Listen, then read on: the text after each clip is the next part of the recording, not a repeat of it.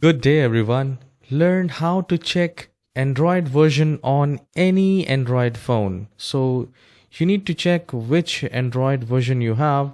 So currently I'm using Samsung Galaxy Ultra and you can do it on any phone. We need to go to the settings first. So look for the settings option, settings app, and once you find it, click on that. Now, here we are looking for either the system, anything which says system, or you can go with about phone. The moment you click on about phone, we need to click on software information and we will be able to know which version of Android we have. The simplest way is to click on the search icon in settings and type Android space.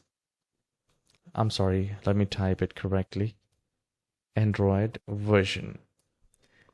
The moment you type it, you will find Android version software information. So basically, you do not need to go anywhere. Just click on that settings and search it and click on Android version. You will see that I am using Android version 15, kernel version, and build number, and everything is there.